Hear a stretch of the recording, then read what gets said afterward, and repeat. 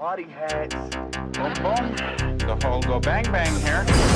Let us begin. I want you to keep an eye out for the Boogity Man. VHS Bandits. Boogity!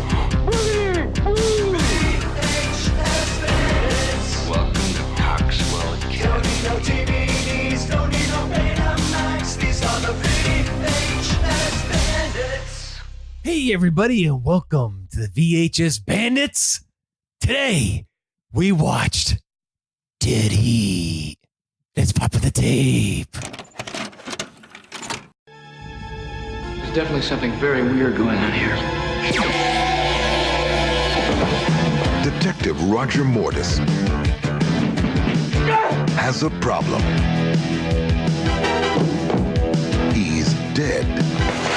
But Detective Bigelow is bringing him back alive. We have something on the monitor, Captain. That's okay. Don't get up. Told you not to get up. Now, he's got 12 hours to solve the toughest murder case of his career. His own. What is this thing? Very ugly. Get down! Remember the good old days when guns killed people?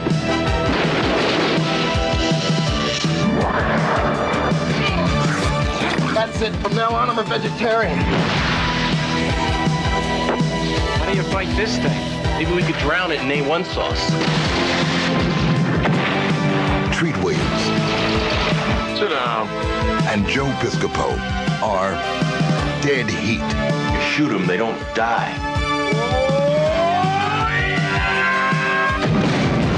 You can't keep a good cop dead.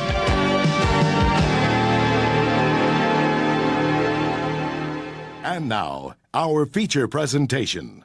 Hey everybody and welcome back to the VHS Bandits podcast. This is Dane Train and I'm here with my co-host Topher Henson. We watch Dead Heat. Dead Heat. Dead Heat. Because we're in the middle of Dead Heat right now. It's August and it's hot outside and the heat is on.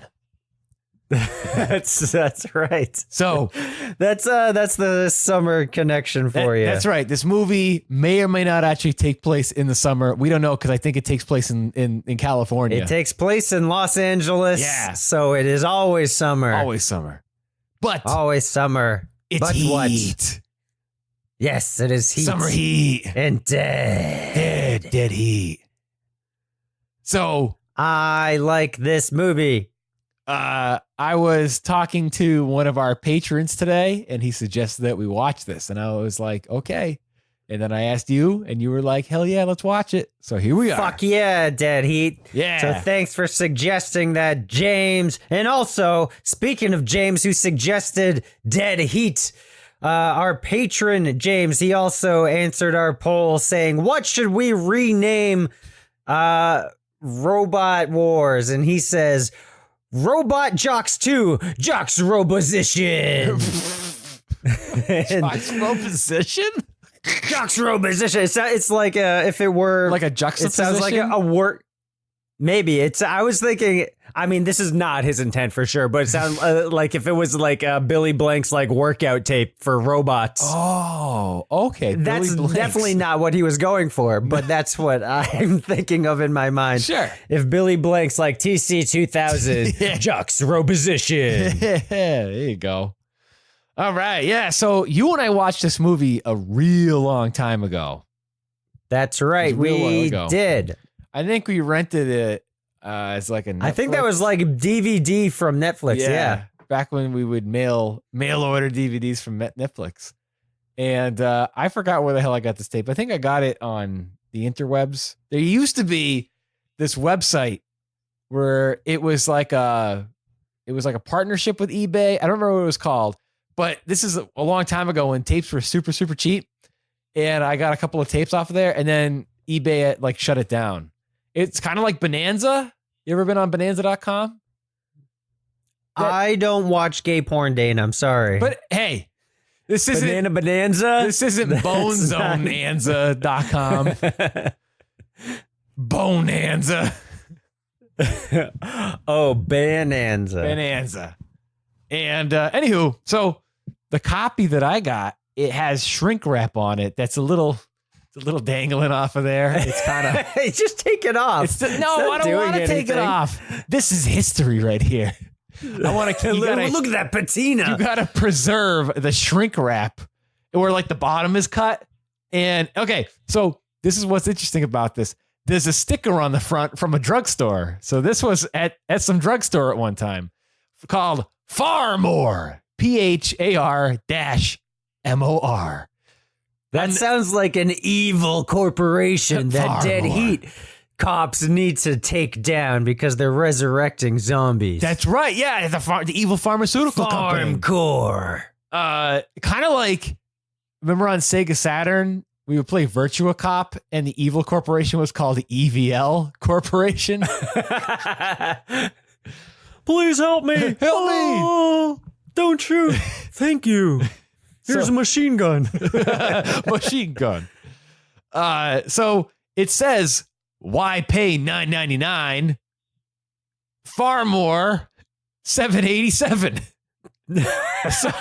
Wait, why pay $5.99 when you can pay $2 more? No. Why pay $9.99? Oh, $9.99. You can pay $5.99. Hey, that's a deal. So I don't know. I've never heard of a Farmore. There's no Farmores around us. Never heard of it in my life. If anybody has been to a Farmore that sold old tapes, great. Good for you. So this is a RNG video exclusively distributed by Star Maker. And what I like about Star Maker tapes is they're like all glammed out.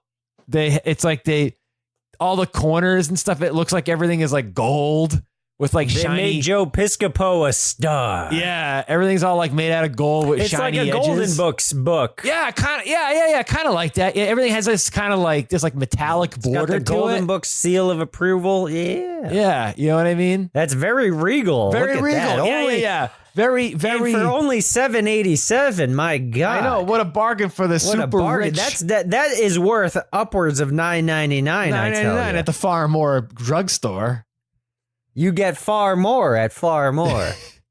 So the funny thing is, this movie is filled with zombie criminals and zombie pigs and this movie is way more ridiculous than it leads on to be. Oh yeah, there's no zombies on the cover. There's no crazy weird sci-fi shit whatsoever. You got Joe Piscopo and Treat Williams like holding Uzis and guns like every other buddy cop action movie. And in the bottom, there's just there's an ambulance that's blown up. And like blown up. Like if you've seen any Wings Hauser movie cover, that's it. This is every Wings Hauser movie cover, and it says, "You can't keep a good cop dead." Wait, yes, you can. That's the whole movie. He's dead the whole time. Yeah, that's right. They do keep him dead. I guess it's the zombie thing. Okay, I see. You can keep him undead, but you can't keep him dead. I get it. Okay. I understand now. Okay, continue. And again, on the back of the box, there's just a shot of them like holding their guns and flashing their cop badges. You'd have no idea what the fuck this movie's about. You just think it's a regular It looks like a buddy cop, just a regular buddy cop movie. Regular buddy cop movie. So it says, Maverick LAPD officer Roger Mortis, a play on rigor mortis, is out to prove a point. He's going to be a good cop and a dead one. And nothing, I'll show you. I'll be good and dead. And nothing, not even death, is going to stop him from nailing the bad guys that did him in. Prepare yourself. Lock your doors. Hide your daughters. Prepare yourself for the decidedly offbeat comedy and thrills of Dead Heat. Investigating some frightening goings on, Mortis and his partner, Doug Bigelow, Joe Piscopo, pay a visit to Dante Laboratories. It is here where they discover the high-tech resurrection room. Oh, shit. That has been churning out. Pantomime does not translate well to I'm doing to podcasting, Dane. I'm sorry. I'm doing hand motions of he like was churning butter. churning a cauldron, like a witch's cauldron. Where the hell am I? All right, churning out a weird band of recycled and indestructible criminals. And it is here that Mortis meets his untimely death. But all is not lost. Two can play this zombie game. What? It's a zombie game. Who can play that zombie game, McCain? Jack and Senator McCain. And soon, Bigelow and the newly undead Mortis are giving chase to Louder Milk. And What? Louder Milk. Oh, that's the guy's name. That's the guy's Never name. mind. The mysterious philanthropist, Mr. Thule, the malevolent butcher, and Chief Coroner McNabb, whose dedication to pathology has made him more than a little pathological. Oh, okay. Okay, who wrote this? Police work. Big words. Yeah. I got to get out my 601 words book. To You remember learn these. those, the electronic dictionaries where you could play Hangman and stuff? Oh, yeah, sure. We need to have one of those on We need hand. one of those. So, police work is tough enough without having to tangle day after day with the same dead criminals. But hey, if you can't beat them, join them. It's 86 minutes. It's not even 90 minutes long. It's rated R. Video by Technicolor. All right. All right. That's Dead Heat, everybody. So, even that still doesn't really do this movie justice, I don't think. It's kind of... I mean, it explains it and you get it. Yeah, Like he's kind of a zombie cop or whatever. yeah. But it's still pretty vague. And this movie is pretty nutty. Yep. Super nutty. But while still being grounded enough, I think. It's not incredibly over the top. There are parts. Well, there's one scene in particular where it kind of goes. Oh yeah, for really sure. off the rails. Yeah, but I mean that's like the only time that it's like, it doesn't other than that, it doesn't really do anything like outside of the realm of possibility for this world. You know what I mean? All right, I see what you're saying. They pretty much stick to their rules very tightly. Yeah, for the most part, I guess. Yeah. So, movie starts off. Oh, there's no trailers at the beginning of this tape, by the way. No. Oh, but I think the You got to pay extra for those. That's why it was $7.87. $7.87 because you get the $9.99 tape and you get trailers. That's right. So I think the Star Maker bump for this is pretty sweet. It's like an outer space Star Maker. Outer space Star Maker. It's nice.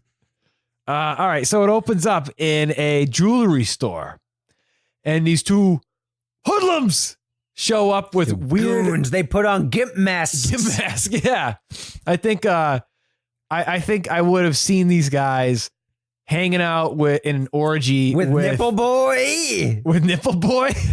The Nipple Boy. The Nipple Boy robbery. We're the Nipple Boy gang, and we're here to steal your diamonds. Rub them on their nipples.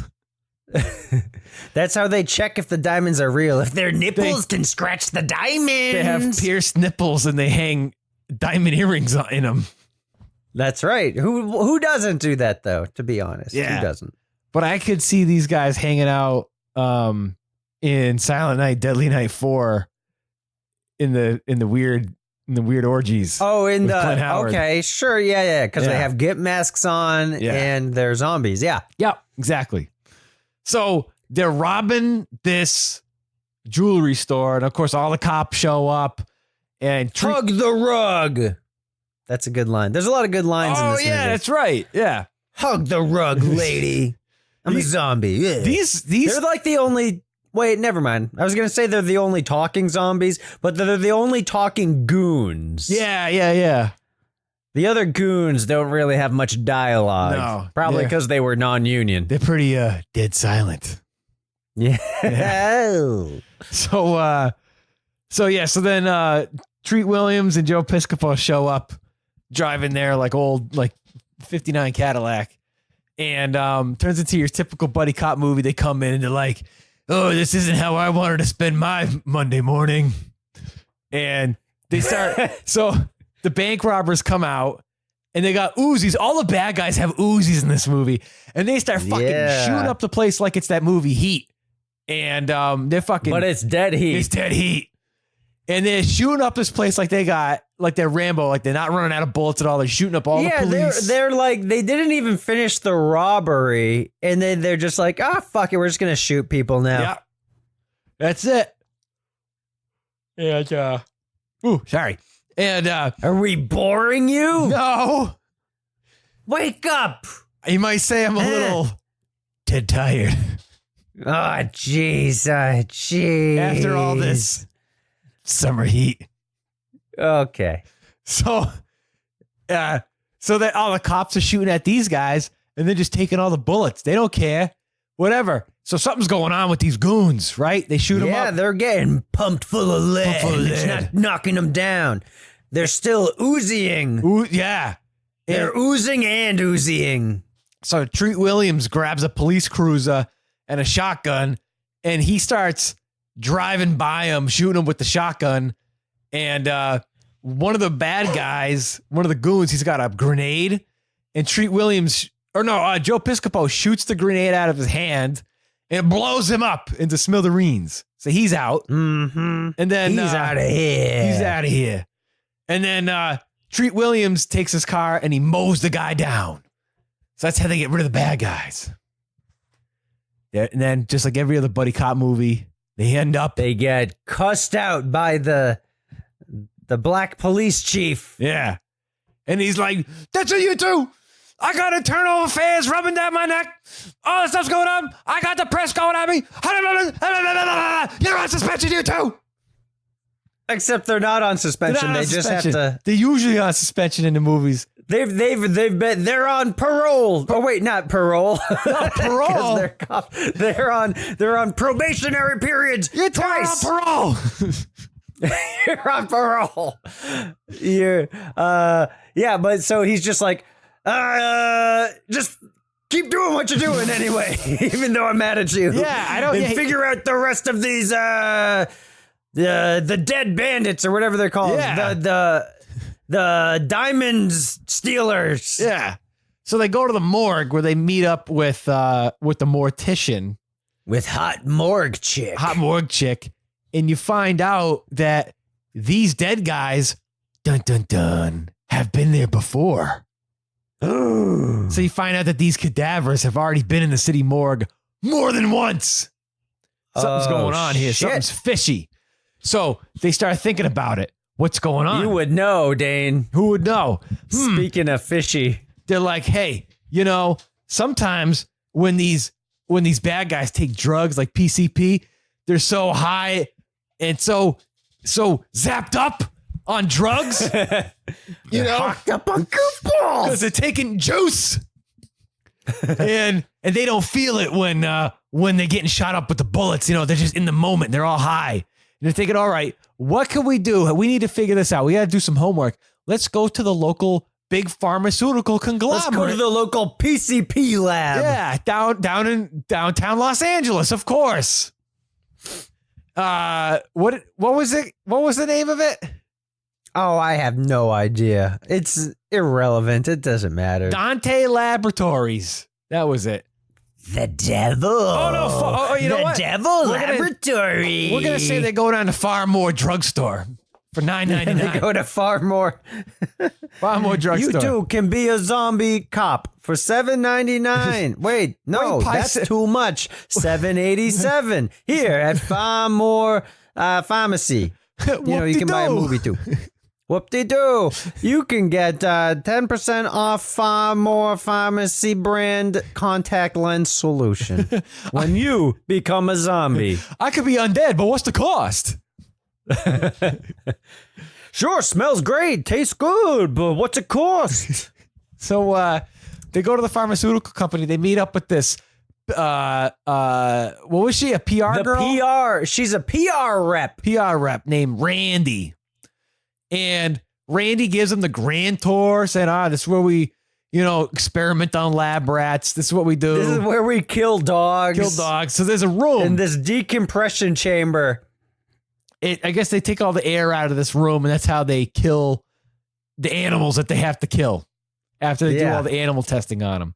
And then right next door is a room that has like toxic waste. Laboratory. Well, she's like, oh, that's a toxic waste area.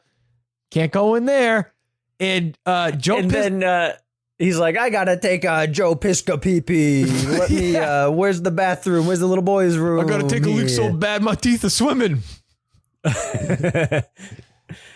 So Treat Williams and the lady, they take off, and Joe Piscopo decides he's gonna sneak into the toxic waste room.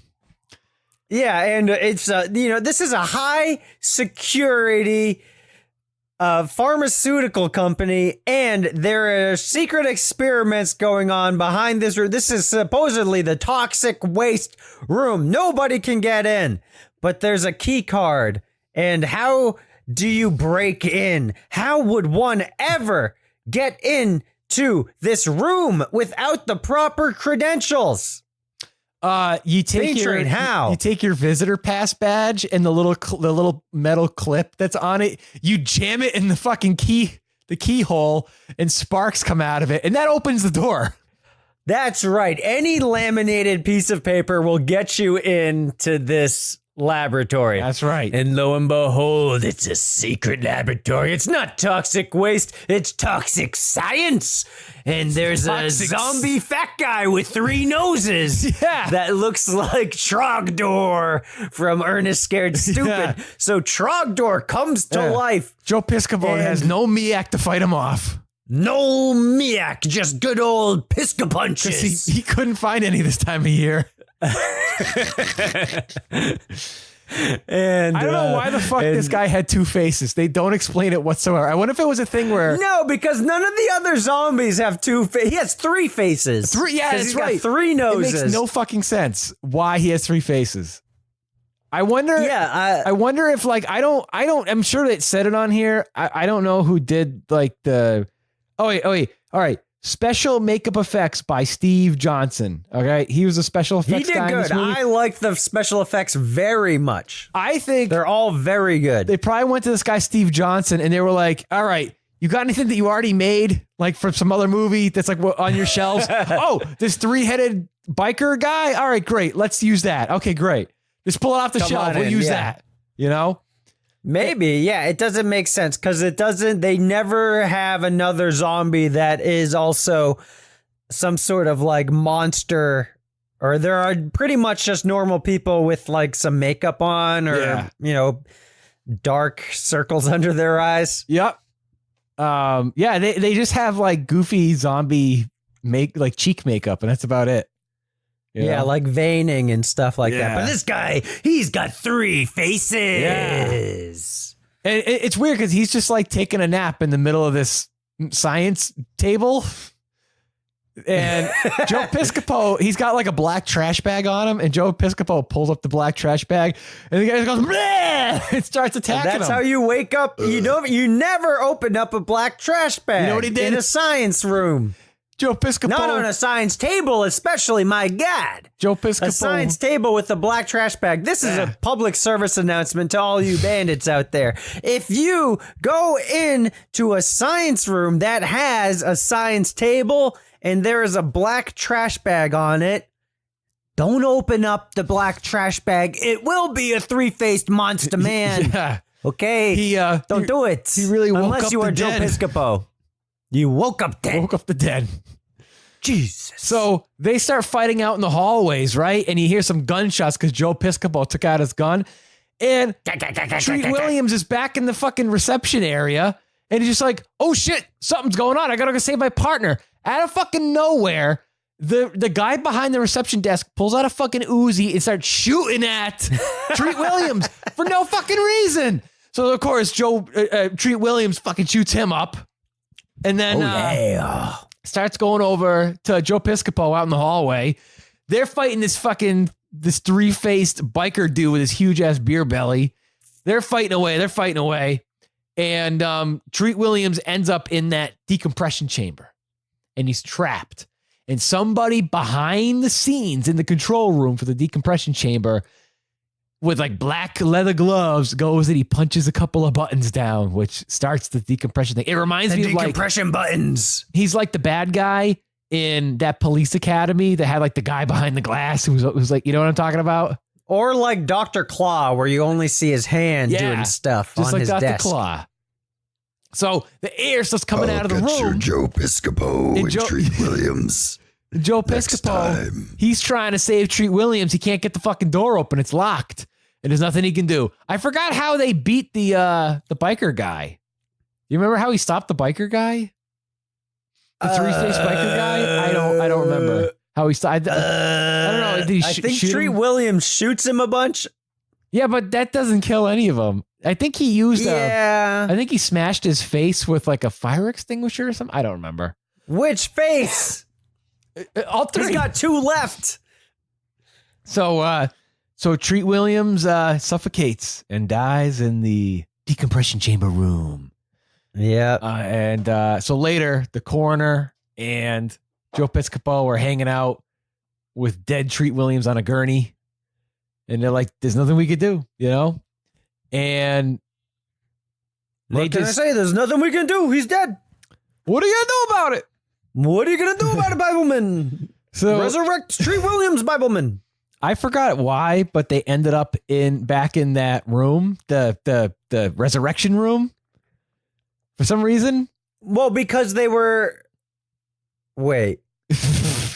Either way, the coroner and Joe Piscopo end up back in the decompression. Sorry, they end up back in the resurrection room, and they're like typing on the old Mac computer in there, and they're like, "Wait a minute, this is a resurrection machine. I got an idea." So they go and take Treat Williams' body. They toss it on there. This sweet rotoscoped lightning, electricity goes all over his body, and he starts like spazzing out, wigging out. Yeah, how did the that is weird, huh? How did they get back there with Treat Williams? Well, because Joe Piscopo in the corner went into the room and they saw on the computer, and she's like, "Oh wait, this is a room that brings people back to life. Let's go." Yeah, so he wasn't dead. They didn't bring him back to the morgue. She showed up there. Right? Yeah. They were like all the other police were like, all right, that makes a lot more sense. Yellow tape and stuff. Yes, and so they bring him back to life, and he's like, "Wow, I feel great. I don't remember what the hell happened." And they're like. They put the stethoscope on him and he's got no heartbeat. He's no good. He's got no heartbeat. So, and the guy who plays Billy Madison's dad, he shows up. He's like the head. I think he's like the head coroner or something like that. I don't know I forgot what his title is. You know what I'm talking about? He was like the head coroner, I think. Yeah. He's the lead mortician guy of the coroner's office or the morgue. Yeah. LA County Morgue. He is Mr. Morgue, the morgue guy, top mortician. You find out he drives. I'd like to see that reality TV show. The mortician reality America's show? top mortician. First, we got Dr. Pimple Popper, followed by America's next top mortician. One of you morticians will be sent home. Sorry, mortician, you've been chopped. Do you accept this femur? Chop, chop, chop, chop, chop. Your body is on the chopping block. Chop, chop, chop, chop, chop, chop, chop, chop, chop. So he shows up and he's like, "No, that's ridiculous. He's not dead. Whatever." Anywho, go back to doing what you're doing. Anywho, moving on. Where did we go from here? So they still have to get so he's dead, and they basically the next operation is they're like, okay, we're still going to work on this case. So now it's personal. So they go to find the PR lady. Yeah, right? Joe Piscopo. I think the mortician girl, she found something on the computer that said on the resurrection machine computer that said people that are reanimated only last like 10 hours at 12 best. hours, yeah. Yeah, 10, 12 hours. So Treat Williams only has like 10, 12 hours to live, basically. And he's like, I got nothing else to live for except I'm going to nail the son of a bitch who did this to me. That's right. And what I like about this movie, I mean, I like a lot about this movie, mainly the 3-faced zombies. Yeah. But, so like with most like buddy cop movies, because it still is kind of like a buddy cop action movie. You have like the mismatched cops where one is like by the book and then one is like a rogue play by his own rules type hard ass. Yeah. And like both of them are like they're friends. They're not butting heads like ever. And it's just a nice different way to go about like they're actually partners and they care about each other, which is nice. Instead of them butting heads or one's like a super nerd or whatever. No, they are both witty. Joe Piscopo is more witty than the other guy, but the other guy has some good jokes too. I mean, Joe Piscopo jokes are pretty bad, honestly. Oh, they're terrible, but they're great. yeah. But at least like that's the role that he's filling is like the witty cop guy. Yeah.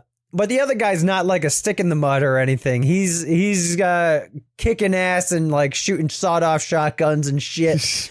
So I like that about this movie. So then they go to find the PR lady. The PR lady, right. Randy. PR lady. Randy. The PR lady. Randy. So they go to her palatial LA estate. Her palatial. Which is like wicked 80s. There's like neon shit and pink pastels. It looks like what's shit. Is it Stone Cold's place where he's got like the iguana or the Komodo dragon? It looks like Stone Cold. Totally lives at Stone Cold's apartment. She's Stone Cold's girlfriend. She's the naked lady at the beginning of Stone Cold. Exactly. There you go. They live in the same apartment. She's subletting from Stone Cold. Yeah. While he's out doing a sting operation for the three-faced bikers. So they're like here to question this lady, and they're like, you know more than you know. You know more than you know. And she's like playing innocent. She's trying to take off. She wants to like leave town. She's trying to leave town. Yeah, she's trying to go Splitsville. Yeah.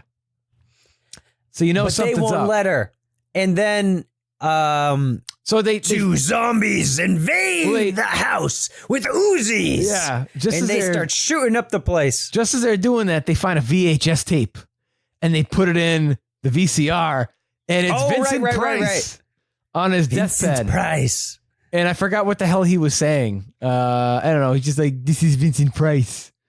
Hey, make some. That's not Vincent Price. We're going to make some zombies. This is Vincent Price, and I'm here to make some zombies. Whoa. That's my best Vincent Price impression. That's Paul Rubens right there. Hey there, Vincent Price here. Orange glow. Oh, yeah. Hi, guys. Billy Mays. Oh, shit. What if they use the resurrection machine on Billy Mays? I would advocate for that. I want more Billy Mays. They should make a Dead Heat 2 called Deader Heat. Deader Hotter. With Billy Mays? Yeah, and Billy Mays pops up. Maybe Farm Corp is the same company that makes Orange Glow. It could be. Apricot Glow. Apricot Glow. So Vincent Price is on the tube, but you don't find a whole lot of information because these two fucking zombies come in with Uzis, start shooting up the place. And they start shooting up Treat Williams. Vincent Price is dead. It's Yeah. her dead. So basically, Vincent Price is like, I'm Vincent Price, and I'm her dead father. And there's, whatever. I'm Vincent Price. I'm dead. That's all you need to know. and then they get shot up by zombies with Uzis. Treat Williams just taking all the bullets. They go outside to the pool. Remember the good old days when guns used to kill people? Oh! So they go That's outside Joe to the pool. They start fighting by the pool. Treat Williams gets one of them into the water and takes a boombox that's plugged in and throws it in there, electrocuting him. And Joe Piscopo takes a pool umbrella, Like an umbrella, yeah. like sticks it in him, puts him in the pool, Spears him. He skewers him. It's some pretty like $1 like dollar store Halloween mask zombie makeup on. I like their makeup. The one guy looked pretty good. His face was like bloated, and the makeup gets worse as the movie. Like, I don't know if they filmed it in like succession, probably not, but the makeup gets like the zombie hooligans get less and less zombied as the movie goes on. Well, the funny thing is I know specifically on Treat Williams is his makeup looks good. I like his makeup. So he's got good makeup, but it's only on his face and they don't put it on his neck. So there's parts later on in the movie where his face looks like shit, but then his neck is like totally normal. Oh, I wasn't paying attention. I missed that. He had this like Kabuki Man thing going on. Oh, I love that movie. Sergeant Kabuki Man, NYPD. Sergeant Kabuki Man, NYPD. It was fucking awesome. That was a great movie. I wish I had that on tape, good. man. I would love to do that. Oh, for sure. If you've got Sergeant Kabuki Man, NYPD, lend it to the VHS Bandits and we'll do an episode. Thank you. Yeah. All right. So they take out these dudes, right? And they're like, all right, something's going on here. And then what happens? Something about this zombie invasion ain't right. That's right. That's right. And then what happens, T-Man? Then what happens? I don't know what happened. What after that? I don't know. Oh, okay. Oh, they go to Chinatown. They go to Chinatown, and then Joe Piscopo. But first off, before they see this lady, Treat Williams is like, I gotta buy some lipstick to. He's to be funny. It's kind of like have a funny scene where I put on lipstick. It's kind of like, you ever seen the movie Death Becomes Her with Bruce Willis? No. It's fucking great. I got it on tape. We'll have to watch it sometime. But it's kind of the same concept where people die, they're reanimated, but and they start looking like shit, so they constantly have to put like makeup and spray paint and shit to look normal. It's kind of the same concept. That movie's fucking great. But anyway, they go to Chinatown. And Joe Piscopo's like, hey, I'm hungry. You want an egg roll? I can't wait till I get some chop suey over here. Joe Piscopo. He's fucking great. I don't know what other movies he's in. All of his jokes are terrible. Oh, yeah, they're awful. They're not like cringeworthy terrible. It's just like, I don't know. They're just not good, but it's still like he's trying so hard. Yeah. And I'm still rooting for him. I like Joe Piscopo in this movie. He's got a mullet, curly hair, 80s mullet. Yeah. He's great. He's great, man. Yeah, but Joe Piscopo was on Saturday Night Live in the 80s. And I don't really know what else. Was he a cast member? Yeah. No shit. You know, when Saturday Night Live was terrible. You know, honestly, dude, my best guess, because I know very little about Joe Piscopo, is if I had just seen this movie, right, and I knew nothing about Joe Piscopo, I would have thought he was like an NFL player that tried to get into acting. And his acting's fucking terrible. He's got the shittiest lines. But you know, he's a NFL player that like retired and decided to go make movies. You know what I mean? Right. Yeah. That's how I feel. That's to me. That's the ideal Joe Piscopo. You know, the ideal Joe Piscopo in another universe. Joe Piscopo. This is the Joe Piscopo. I know his name. Like hearing Joe Piscopo, I'm like, yeah, I know Joe Piscopo, but I'm like, from where? I don't know. I know him from Dead Heat, and that's about it's it. the only fucking movie. I literally. But I'm aware of his name more so than Treat Williams. Well, you see, know? funny thing is, I know Treat Even Williams. though Treat Williams has been in way more movies. Yeah, he's been in a lot of stuff. But funny thing is, at this very moment, I can only think of one other movie he's been in off the top of my head. What is it? Deep Rising. Oh, okay. Which is fucking great. You ever seen that before? No, I have not. My dad rented it when it first came out and on tape, and we watched it. It came out in mid 90s. Treat Williams is on a cruise ship, and there's like a big gooey monster, and he's shooting at it with a sawed-off shotgun while riding a jet ski inside of a cruise ship. It's fucking great, dude. It's the horror movie version of Bon Voyage. Nice. Yeah, I have that on tape. We'll have to watch that too. That movie's fucking great. Oh, fuck yeah. Yeah, I haven't watched it since it was new, but yeah. Anywho, all right, Treat Williams. So, anywho, they go to Chinatown. And they're in Chinatown because Randy, the PR girl, tells them that this guy in Chinatown used to do business with the drugstore. Which doesn't make any sense. Why would you go to this is a giant corporation and then they go to like this shitty butcher shop in Chinatown? I don't know. But I mean, I guess I guess the implication is that the Chinese butcher shop either provides dead bodies or does some sort of, I don't know. I have no fucking idea why. Because that's pretty irrelevant too. Yeah, when we get to the end of the movie. I don't fucking remember. I don't know. Fuck it. Either way, they go in. The guy who is the guy from the butler in Pee-wee's Big Adventure is there chopping up a chicken with a meat cleaver. The guy who and then he chops Treat Williams' badge in half. Yeah, the guy he's the guy who says that he goes, he's taking his bath.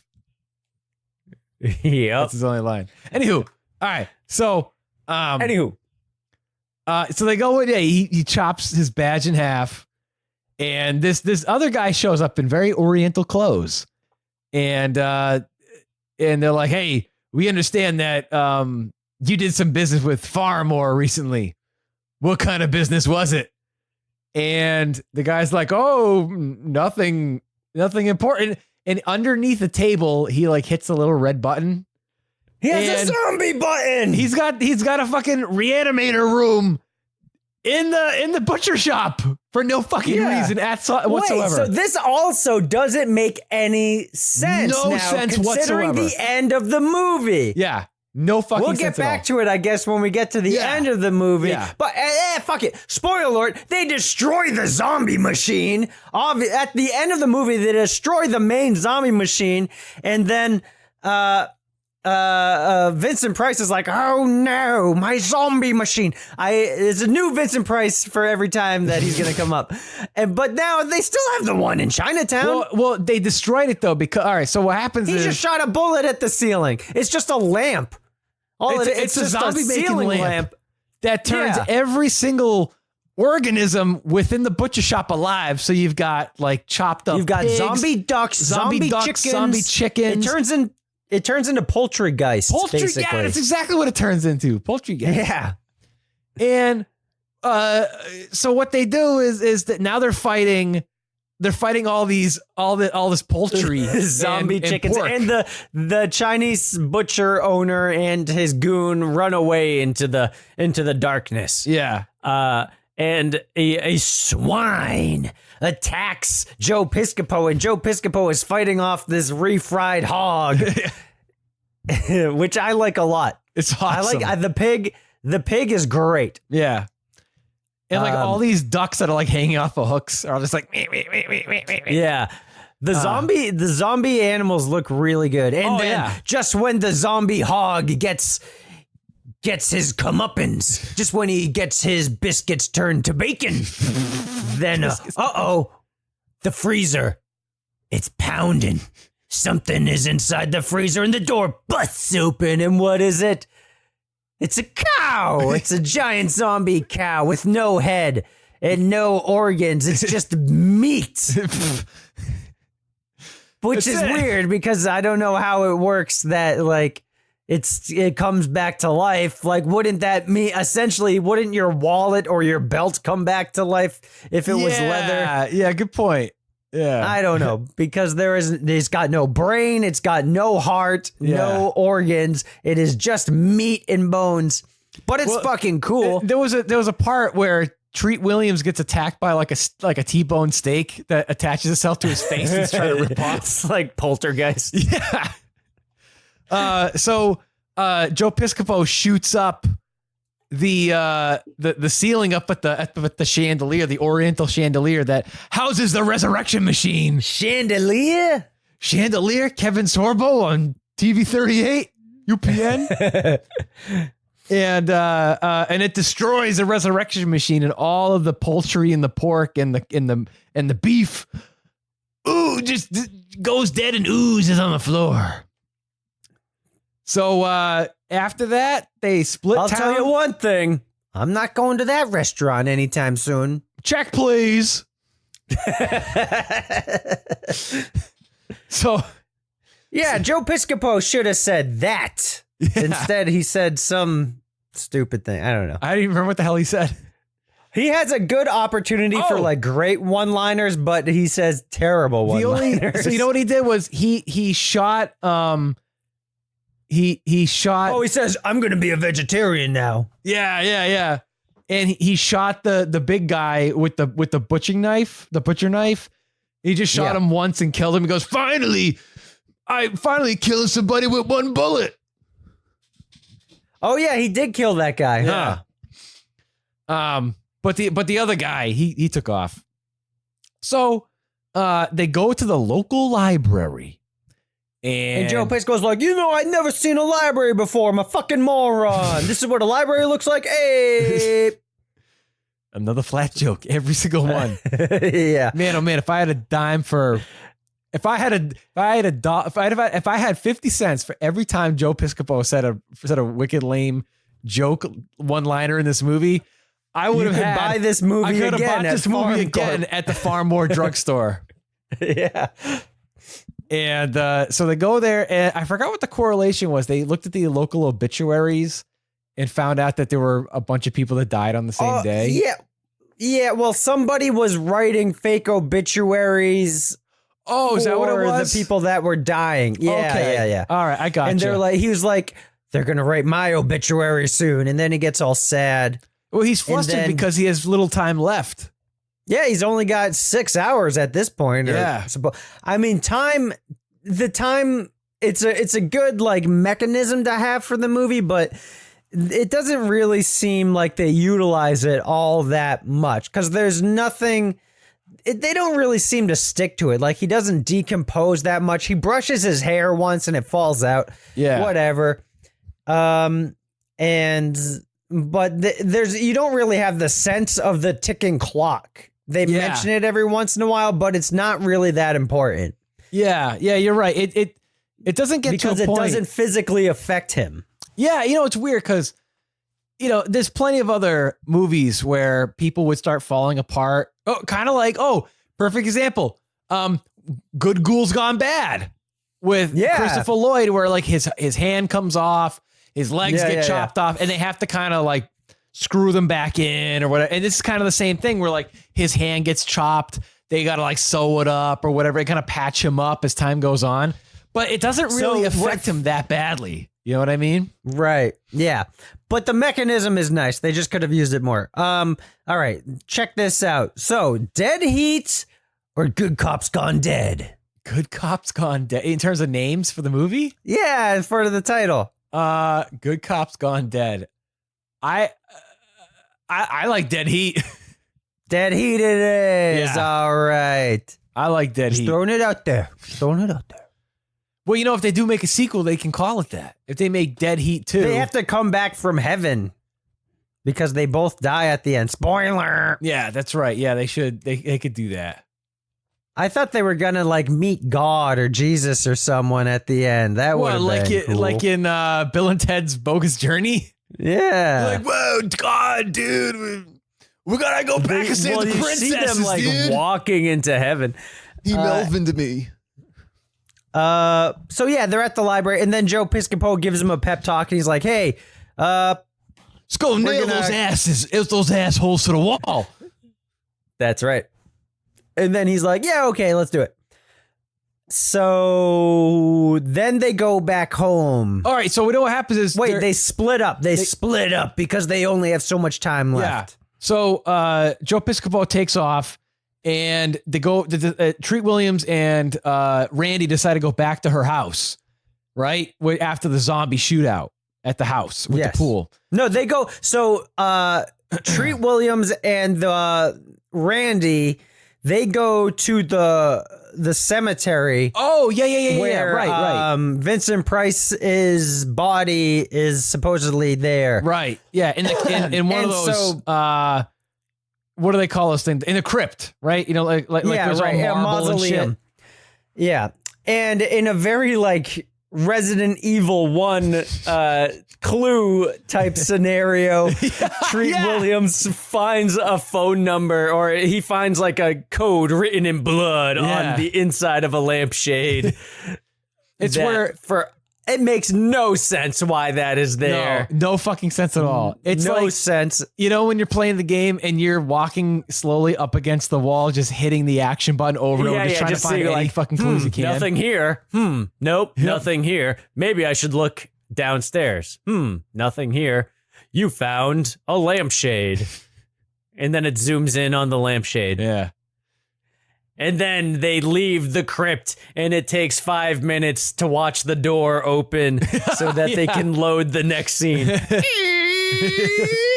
Chakong.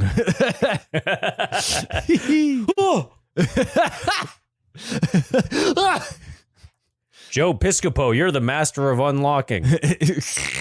He could have been a Joe Piscopo sandwich. Oh, man. Wait. Don't open that door. I love in Resident Evil, the only thing keeping you from leaving the mansion is 2 dogs. Meanwhile, you kill about 1,000 of them inside the mansion. Okay. You know how there's that, you know when you go to the front door, out in the big lobby, and you open, there's like that little animation where you open the door and the zombie dog goes, and you close the door. Why don't you take your gun, slightly open the door a little bit, and shoot the fucking zombie dog, and then go away, then walk away? Yeah, there's way more zombies inside the mansion. Well, that's the thing. I don't know. They keep saying like, oh, the zombie dogs are all outside in the woods, but like you shoot enough of them while you're in the mansion, while shooting the zombie dogs, the fucking green. The big green, a zombie shark. Zombie sharks, man. There's no zombie sharks out in the woods. I can guarantee you that. Not to mention, like, as the game goes on, you get like a fucking bazooka, fucking grenade launcher, and a shotgun and stuff. I'm like, yo, I filled up my item slots with all these guns and fucking bazookas. Why not just then go outside the door and fucking shoot up all the zombie dogs with the bazookas, and then we can get out of here? Yeah, Treat Williams just needs some green herbs and a bazooka. I think, honestly, now that we've kind of gone down this rabbit hole of Resident Evil, oh boy, Dead Heat is a better Resident Evil movie than Resident Evil is. 100%. Oh shit, it kind of really is, man, because fucking Farmore is Umbrella. Yeah, right? they're Umbrella. Treat Williams, he's your Chris Redfield. There you go. Yeah, and the coroner is Wesker. That's right. Exactly it. Yeah, and Vincent Price is the main guy who is dead and is trying to, I'm just saying. Yep. Dead Heat is Resident Evil. That's exactly what it is. Yep. I think Resident Evil, whoever made Resident Evil, watched Dead Heat. And they said, we're making this fucking PlayStation game. We're going to make Dead Heat the video game. Whoa, that's copywritten. We got to call it something else. We're going to call it Resident Evil. Resident Evil. Resident Heat. Evil. 2. Yeah, Dead Heat director's cut. Remastered. Dead Heat remastered. I remember the first time I played that game was over your house, and it was scary, man. On Sega Saturn. I watched you play it, and then like we had a sleepover and you passed out, and I was like, all right, I'm just gonna kill some time playing some video games. So I put the game in, and I had never played a Resident Evil game before. I didn't know what the fuck tank controls were, and I was trying to play the game. I was like, how the fuck do you do these fucking controls? So somehow I kind of got the hang of how to move, and I end up. I think I played as Chris Redfield, and you're in the room with Barry in the dining room, and you go into the hallway and you meet up with the first zombie. And I'm like I'm mashing every fucking button. I'm like, how the fuck do I shoot this fucking zombie? I couldn't fucking figure out how to kill the fuck. I'm hitting every fucking button and it kills me. And it wasn't until later I found out you have to hit like one of the side buttons to bring up the gun and then shoot. I had never played a game where you had to hit one button to bring up your gun and one button to shoot. Before this, I had only played fucking the Turok Dinosaur Hunter and all that shit where you only have to hit one button to shoot the gun. I played fucking GoldenEye, one button to shoot the gun, not two. So, whoa, unbelievable. Anywho, oh my gosh, that's my Resident Evil on serious. Sega Saturn story. Oh well. Anywho, wow, what a story it was. What a story. What a story. But oh my God. Remember we would play Duke Nukem 3D and you'd get shot and you lose some health, and then like right next door to where that was, you would go to the little bubbler and you go and then you drink for an hour. You drink for an hour, getting your health back to 100. And then you turn the corner, shoot back at the thing that was shooting at you, and then you go back to the bubbler, spend 10 minutes filling back up to 100% health. Oh my God. That's how you do it. Sega Saturn, dude. Anywho, all right. So, So they go. Where the fuck were we? So they get the Resident Evil clue on the lampshade. It's a bunch of numbers written in blood. Right. Yada, yada, yada. Then they go back to Joe Piscopo's apartment, and Joe Piscopo is hanging upside down by the ceiling, and his head is in a fish tank, and he's drowned to death. Yep. I don't know who could have taken on Joe Piscopo. I guess without Treat Williams, he was vulnerable. That's right. Yeah, he didn't have his undead partner to save him. That's right. And now they're both dead. Yeah. Jeez. So the girl goes and takes a shower, and she starts telling the truth to Treat Williams, saying that she at one time had died, and Vincent Price gave her an option to live forever as long as she stayed as her PR, as long as she stayed as a PR manager. You have to be a PR. You do a better Vincent Price than me. I can't do any impressions at all. You're good at impressions. Do Vincent Price hiring an undead PR person. This is Vincent Price. I need you to be my PR girl. You sound like Dr. Evil. The PR girl with the lasers on their freaking heads. Yeah. So he hired, he's like, hey, I can, you're a zombie. You can live forever if you work as in the PR department for my pharmacy, whatever. And so she does it. And now then that she got fired from her PR job, she starts to deteriorate. Yeah, like rapidly. Yeah. She looks great this whole time. She doesn't go through any of the motions of like slowly deteriorating or anything. Her face just starts falling off of her skull, and then her arm falls off, and then Treat Williams is like, "Oh fuck." And she literally, it's like a body melt situation, and it like street trash-esque. I don't know. She just deteriorates. The effects instantly are really, really good. They're really good. Well It's done. like a Cronenberg movie. Oh yeah, totally. And instead of turning into like a big cockroach like in Silent Night, Deadly Night 4, she just turns into mush and her head rolls off and is like, "Please old people forgive me," and her head just turns into mush. Yeah, it's pretty cool. Yeah. I like that scene a lot. So then, Treat Williams looks at a telephone and finds out that he can decode that he's got the clue that was on the lampshade written in blood over in the tomb, in the crypt. And then he goes over to the typewriter to save his progress really quick because he still had an ink ribbon left that he saved in one of his in his inventory box, right? Yeah. And the ink ribbon. And he rewrote over his last save. To make sure that before he tries and shoots the zombies, that he saves all of his ammo prior to using it up and then saving. That's right. Yep. We got to make sure you do the inventory management. That's right.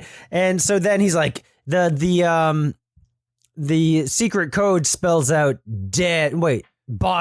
It spells out body. Body spells dock. out body dock. Body dock, which was that was the license plate on Billy Madison's dad's car. Yes. Billy passed the 4th grade. Oh, what a glorious day. Yes. Rock on. Yes. It's ROCK. Treat Williams cracked the code.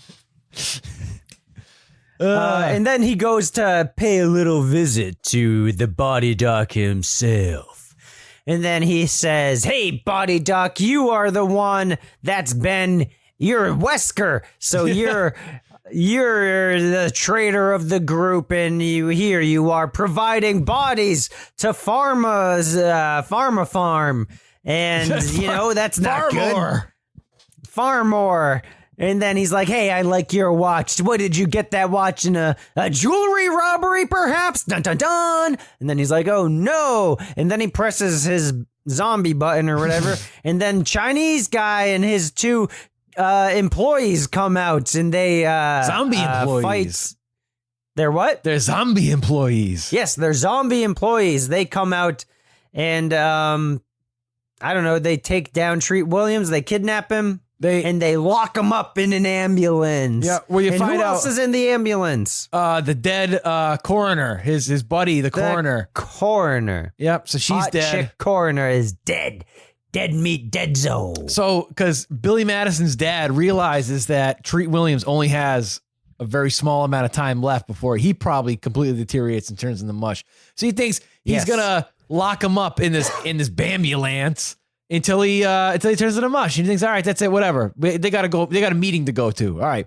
So Treat Williams is able to go reach the shift knob in the ambulance, puts it into neutral, and it starts rolling down a hill in these crazy hills.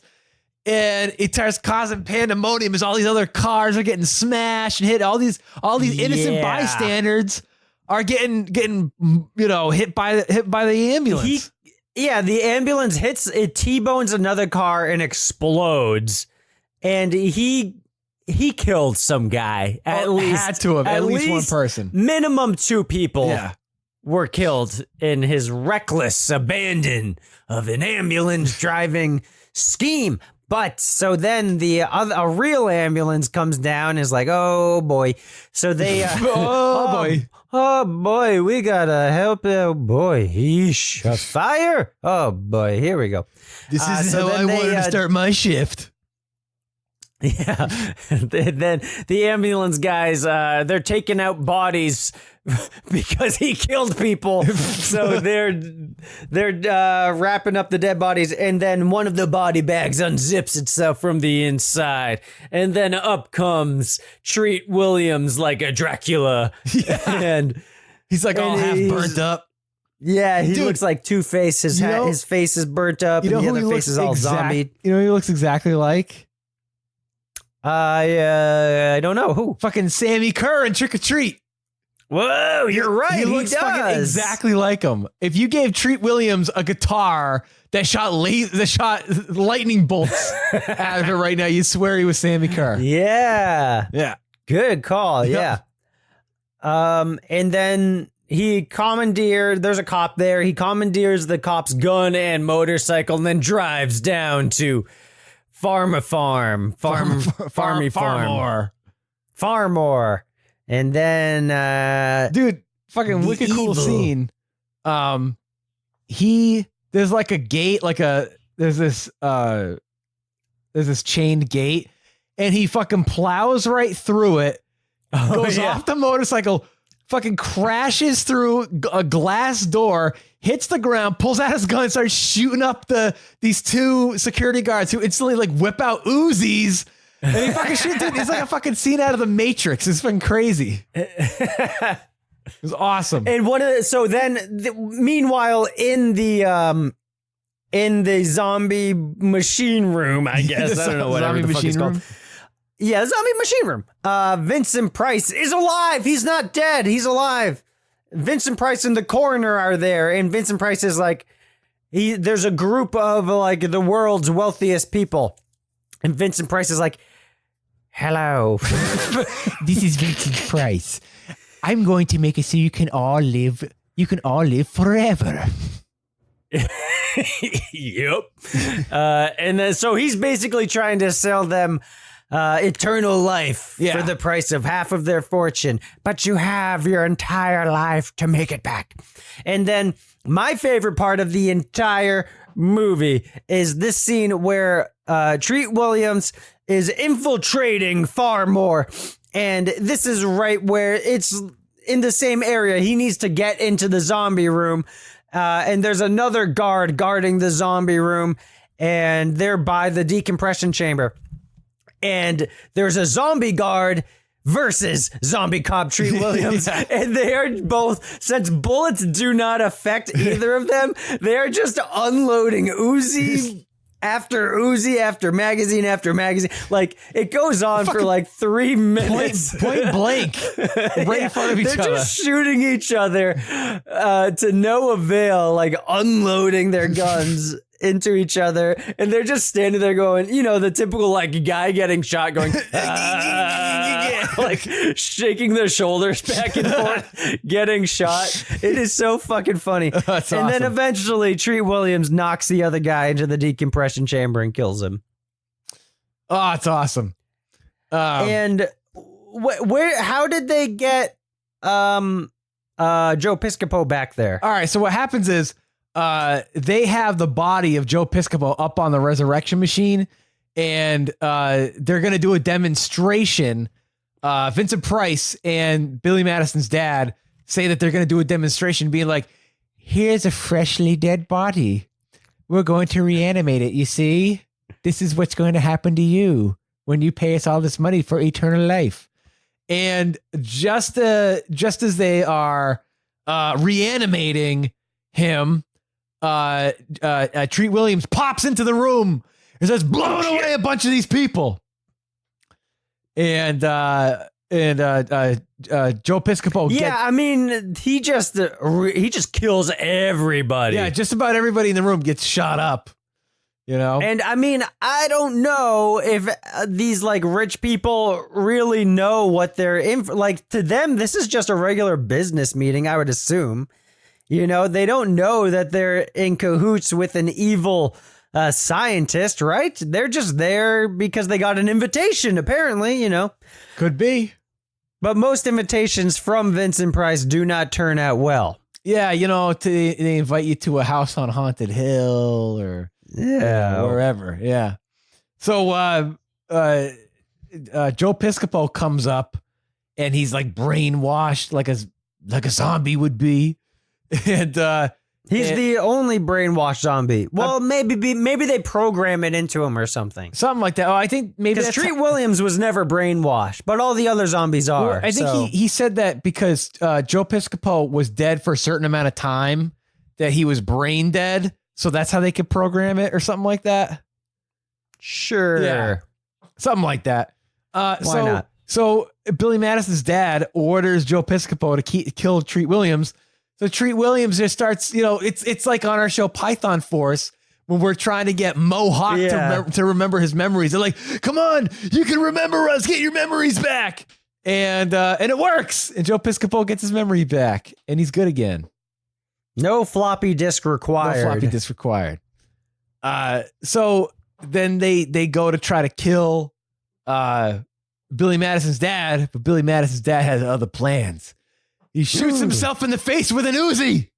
And Treat Williams is pissed because he's like, no, I was supposed to take my revenge and kill you. So what they do is they put him up on the resurrection machine and they bring him back to life. just so that way they could kill him again.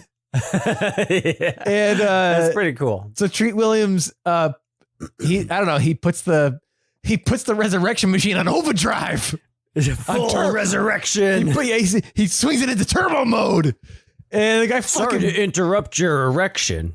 oh shit, we totally forgot to talk about this. Oh man, real quick. Probably the best fucking joke that the only good joke that Joe Piscopo has in the whole fucking movie is the first time they go to the pharmaceutical company, the guy behind the desk at the reception area, he's reading a fucking nudie magazine. And he's like not even paying attention. And Joe Piscopo pulls down the magazine. He goes, "Sorry to interrupt your erection." It's awesome. I want to use that like every day now for people. Sorry to interrupt your, like when you're in line at the grocery store or something. Yeah. Sorry to interrupt your erection, but can I just grab a Snickers bar behind you? Thank you. Yeah, next time I go and I check in at a hotel when I'm on vacation. Next time I go to Disney World and I'm at Coronado Springs or something, I go up to the front desk. "Hey, sorry to interrupt your erection, but I'm here to check in." Oh my God. Wow. Be like, "What, sir?" Oh man. Anywho, yeah, only really good joke in the whole movie. But From yeah. Joe Piscopo, there are good jokes in the movie. There's some funny stuff. So Billy Madison's dad then he fucking dies. explodes into a million pieces. And it is, they're like, "All right, that's it. We killed the main bad guy." Well, Vincent Price is like, "Oh no, oh no, I'm Vincent Price. Please don't destroy my zombie machine."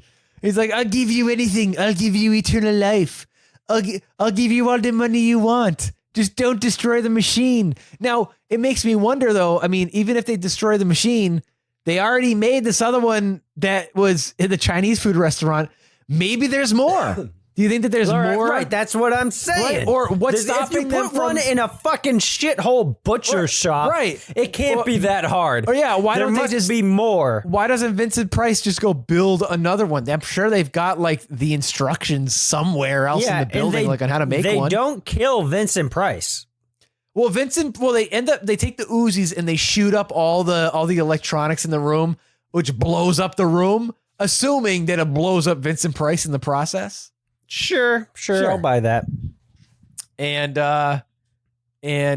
so that's they kill all the main bad guys. So Treat Williams and Joe Piscopo walk down the hallway towards a bright light. I guess. I thought it was just bad exposure. I was like, oh, they didn't compensate for the outside hallway or whatever. I mean, that was just a stupid idea by me. But I was like, oh, they're walking into heaven together. Okay. Even though they should probably be going to hell because of all the collateral damage and innocent people they murdered. They've killed a ton of people. Whatever. Oh, yeah, sure. But they repented, But you know what, though? I don't They know. were good cops. That's true. So, yeah, they... I think they went to heaven, and they talk about reincarnation. They're like, Joe Piscopo's like, if I get reincarnated, I want to be in some chick's motorcycle seat. Yeah. Ugh. Great. Well, bicycle seat. Bicycle seat. And like, as soon as I thought that, I was like, most girls bicycle, like I want to be a girl's bicycle. Well, she farts on you. I don't want a girl farting on me. It's going to be all sweaty and farty and smelling like I don't know. Gross vagina stink. Fishy vagina stink. Dana hates vaginas. No, I don't. I just don't like vagina stink. What do you have against vaginas? I like ones that are clean and not stinky. I don't like the stinky ones. Oh, clean and unstinky vaginas. Non-stinky, you know. I remember the school tacos smelled like vaginas. Do you remember? Shit. That's disgusting. At the high school tacos smelled like vaginas. Because they probably came out of the lunch lady's vagina. Oh my God. Yikes. You're right. probably not wrong. They were the That's lunch why lady special. Instead of lunch lady vagina tacos, I would only eat candy from the school store. Ooh, that's it. That's right. And then they stopped selling candy because of a bunch of hippies in the PTA or something. Yeah, they Jesus Christ. They wanted you to have a healthy school taco instead. Healthy school a vagina stink taco instead of a candy bar. My goodness. So, and so that is Dead Heat. That's Dead Heat. Hey, baby. Oh, man. And this movie had a sweet Dead Heat theme song during the end credits. Good music. Yeah. It was awesome. Dead Heat, break it away. That's not it, but it's pretty close. Pretty close. Something like that. Yeah. All right. So, I'm going to look up the Amazon rating. All right. Well, I've got the IMDb rating right here, buddy boy. Nice and fast. Out of 10 stars, what do you think Dead Heat was rated by the IMDb community? I'm going to say a 10 out of 10 because that's what this movie deserves. Oh, well, you just gave away your own answer, I guess. No. But no, Dead Heat, according to IMDb, 5,786 people said that this movie is a 6 out of 10. Wait, out of thousands of people, only a 6 out of 10? Yeah. That's bullshit. All 6,000 million people should have given it fucking 10 out of 10. 6,000 million. Hey, maybe there's a glitch in the calculations. I cannot be sure. I don't know. But that's what I am reading as of the recording of today's podcast. All right. So on the Amazon, there's 90 customer reviews. There's no VHS on there, but there is a Blu-ray and a DVD you can get. Or a multi-format. I assume that's DVD and Blu-ray. I don't know. Anywho, out of 5, how many think out of 5? Out of 5, I would say 4. 4 out of 5. Pretty close enough. It is 4.5 out of 5. Hey, pretty So it good. means It's that- always 4.5 out of 5, I think. It's 4.3 out of 5 stars. Because I think anybody who would buy the Blu-ray would fucking love this movie as much as we did. Yeah, if you want Dead Heat in a beautiful HD remastered version, Dead Heat, you probably are a fan. Yeah. Obviously, One no guy- one's buying the Blu-ray of Dead Heat to be like, yeah, I'll try it out. Everybody in here says it's underrated, an underlooked film finally getting its due. For sure. Cheesy masterpiece. It's not even that cheesy though. No, it's great.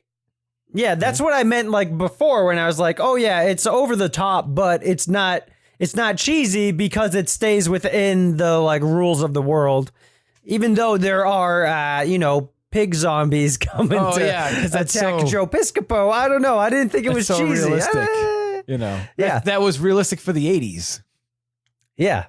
And it looked really good. Yeah. The effects are great. Oh, they're fucking great. Yeah, so what should we rate out of what? Out of what are we doing here? 10 out of 10 Resurrection Chinese restaurants. What? I would go to that Resurrection Chinese restaurant. Oh, yeah? That sounds like a place I would like to go. All right.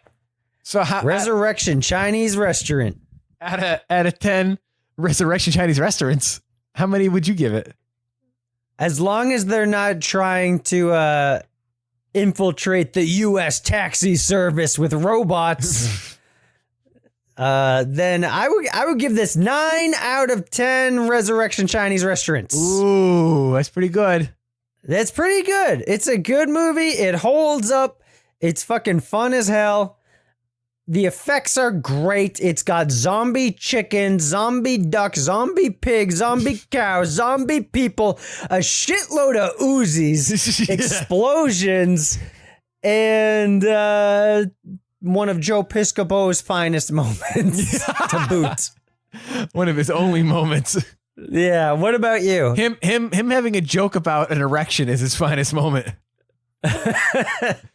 I give Dead Heat 10 out of 10 Resurrection Chinese restaurant butcher places. I find this to be the best science fiction buddy cop movie of all time. In fact, it's the only science fiction buddy cop movie of all time. Wow. It is my second favorite buddy cop movie of all time. What's your first? Showdown in Little Tokyo with Dolph Lundgren and Brandon Lee's. Hands down my favorite number one. But this gets a close second.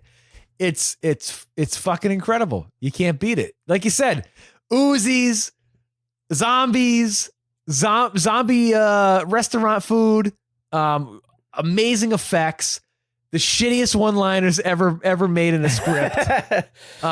It's got everything you could ever want from a science fiction zombie buddy cop movie. That's true. Who would have thought that? Except it just doesn't have party hats. But hey, that's a great. I mean, it does. Technically, it does. When the lady turns into a zombie, there's like corpse party hats. But that's not like a really split what second. we're looking for here. Yeah, no. yeah, those are. And it's got fucking Vincent Price for crying out loud. Yeah, that's exactly. Yeah. Was this his last movie? What was Vincent Price's last movie? I mean, his last movie was Edward Scissorhands. Yeah, that was his last movie. I mean, this is almost his. It's one of them. Almost, yeah, right. I don't know when the hell did this movie even come out. It says it says 1990 on the box, and I didn't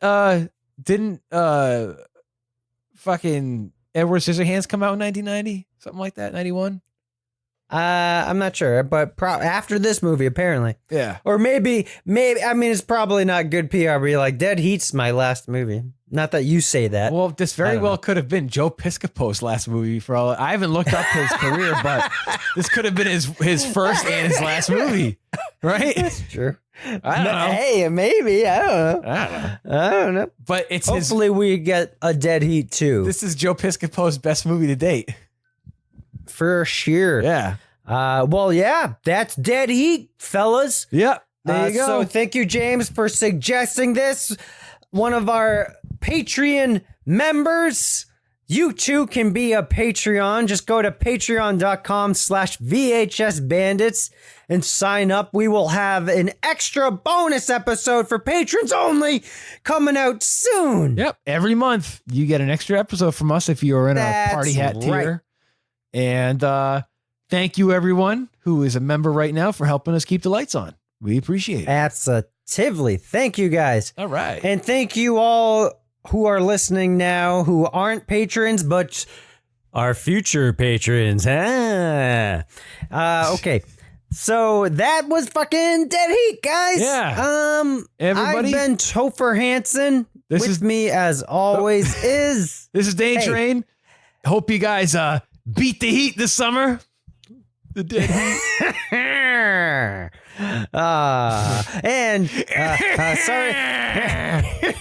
Sorry to interrupt your boners, everybody. I got fucked it up. Maybe I'll say that when I go to Disney World when I check in. Hi, how can I help you, sir? Sorry to interrupt your boner, but I gotta check in. All right. You guys can continue with your boners. That was Dead Heat. We're the VHS Bandits. VHS Boners. Be kind. VHS Boners. Be kind and rewind.